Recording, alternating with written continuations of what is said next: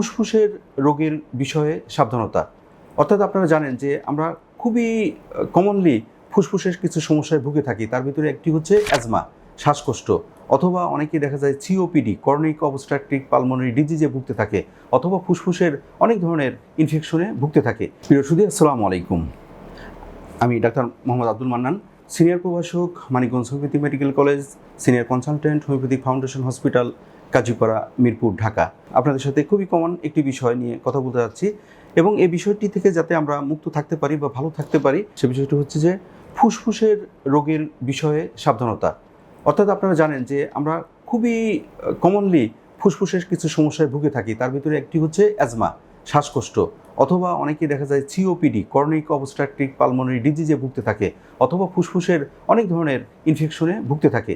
এই যে বিষয়গুলা, এগুলো যাতে সহজেই না হয়, অথবা যারা এতে অলরেডি আক্রান্ত হয়ে গেছেন তারা যেন এই ধরনের ফুসফুসের সংক্রমণ থেকে রক্ষা পান, তারা যেন ভালো থাকেন, ফুসফুসটা যাতে ভালো থাকে, এই বিষয়টা নিয়ে কী কী সাবধানতা অবলম্বন করতে হবে এবং কীভাবে আমাদের জীবনটা পরিচালিত করলে আমরা ফুসফুসের সমস্যাগুলো থেকে ভালো থাকবো, এই বিষয়টা নিয়ে খুবই সংক্ষিপ্তভাবে কিছু কথা আমি বলতে যাচ্ছি।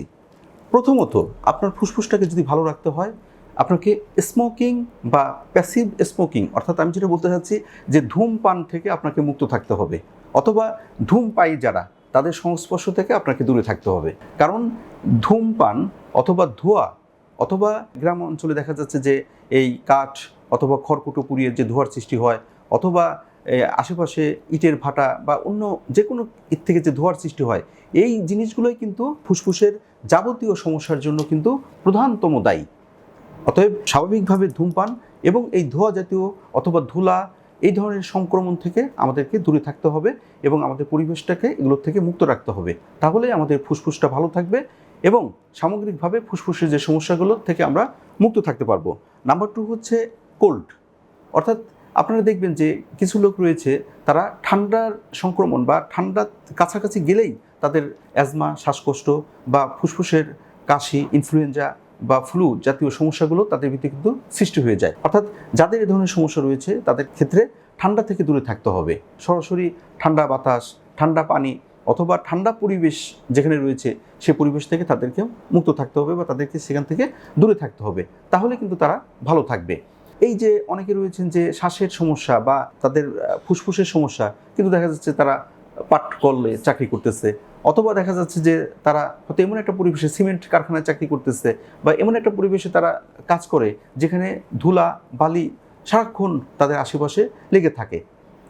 অতএব এ ধরনের পরিবেশই কিন্তু আমাদের এই ধরনের ফুসফুসের সংক্রমণগুলোর জন্য প্রধানতম দায়ী। অতএব এগুলো থেকে আমাদেরকে মুক্ত থাকতে হবে।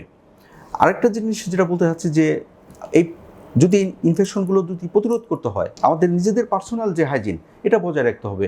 নাম্বার 1 হচ্ছে যে আমাদের সবসময় হাত ধুতে হবে।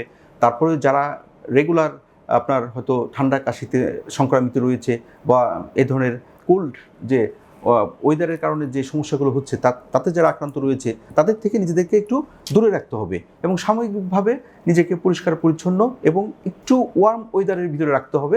তাহলে এই ফুসফুস সংক্রান্ত জটিলতাগুলো আমাদের ভিতরে কম হবে। তারপরে যেটা বলতে চাচ্ছি সেটা হচ্ছে যে আমাদের যে বাসার যে পরিবেশ, অর্থাৎ অনেকে আমরা দেখেছি আমাদের কাছে অনেক শিশুরা আসে এই ঠান্ডাজনিত সমস্যায়, তারা হয়তো এমন একটা রুমে থাকে যে রুমের ভিতরে অনেক গ্যাদারিং, আলো বাতাস নাই, অন্ধকার। আপনাদেরকে একটা কথা চিন্তা করতে হবে, আপনার বাচ্চাকে যদি ভালো রাখতে হয় বা আমাদেরকে যদি ভালো থাকতে হয়, তাহলে আমাদের ঘরের পরিবেশটা কিন্তু ভালো থাকতে হবে। অনেক সময় দেখা যায় যে এত বেশি আসবাবপত্র থাকে, ধুলা বালি সারাক্ষণ কিন্তু লেগেই থাকে, অথবা দরজা জানলাগুলো এত বেশি সংকীর্ণ বা সেভাবে সুযোগ সুবিধা নাই বা ভেন্টিলেটরের সুযোগ সুবিধা নাই, যে রুমে কোনো আলো বাতাস ঢোকে না। এই ধরনের রুমে যদি বাচ্চা কাচ্চা থাকে অথবা আমরা বসবাস করি, অথবা যদি আর্দ্র পরিবেশে যদি আমরা সারাক্ষণ থাকি, তাহলে কিন্তু ফুসফুসের যে জটিলতাগুলো এগুলো কিন্তু আমাদের ভিতরে অনেক বেশি সংক্রামিত হবে এবং আমরা সব সময় কিন্তু এই ফুসফুসজনিত সমস্যাগুলোতে আমরা আক্রান্ত থাকব। আমাদের কিছু ফিজিক্যাল অ্যাক্টিভিটি আমাদের বাড়াতে হবে। সেগুলোর ভিতরে হচ্ছে ফিজিক্যাল এক্সারসাইজ, বিশেষ করে ব্রেথিং এক্সারসাইজ, যেগুলা আমাদের শ্বাসের কিছু ব্যায়াম রয়েছে, এই ব্যায়ামগুলো আমাদেরকে নিয়মিত করতে হবে। আমাদেরকে কিছু এক্সারসাইজ, বিশেষ করে হাঁটা বা সকালবেলা অথবা বিকালবেলা আমাদের বাইরের পরিবেশে আমাদের একটু হাঁটাচলা করতে হবে। এগুলোও কিন্তু আমাদের ফুসফুসের জন্য যথেষ্ট ভালো এবং আমাদের ফুসফুসকে ভালো রাখতে সহায়তা করে। তারপরে আমাদের কিছু খাবারের প্রতি যত্নশীল হতে হবে। বিশেষ করে এমন খাবার খেতে হবে যেগুলো ফুসফুসের ওপর অ্যালার্জি সৃষ্টি করে, এমন খাবার খাওয়া যাবে না। কিছু খাবার রয়েছে যেগুলো খেলেই কিন্তু আমাদের কিছু সমস্যা, বিশেষ করে অ্যালার্জিক রাইনাইটিস অথবা ফুসফুসের অ্যাজমার সমস্যা এগুলো সৃষ্টি হয়।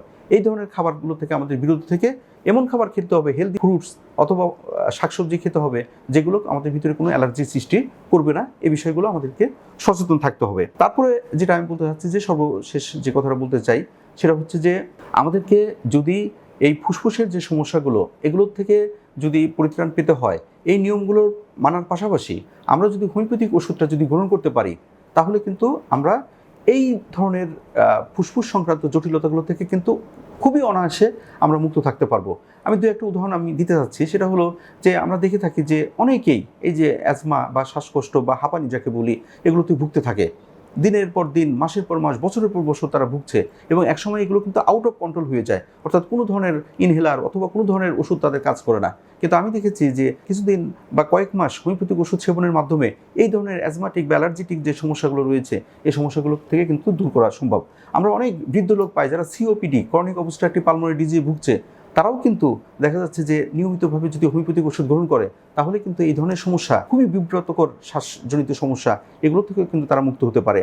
অনেকে দীর্ঘমেয়াদী কাশিতে ভুগে থাকে, দীর্ঘমেয়াদী সর্দিতে ভুগে থাকে, তাদের ক্ষেত্রেও কিন্তু এই যদি হোমিওপ্যাথিক ওষুধ প্রয়োগ করা হয় এবং আমি যে নিয়মগুলো বললাম এই নিয়মগুলো যদি পালন করা হয় তাহলে তার ফুসফুসটা ভালো থাকবে এবং সর্বোপরি ফুসফুস সংক্রান্ত যে জটিলতাগুলো রয়েছে সেগুলো থেকে তারা মুক্ত থাকবে। তাহলে বন্ধুরা, আজকে এ পর্যন্তই।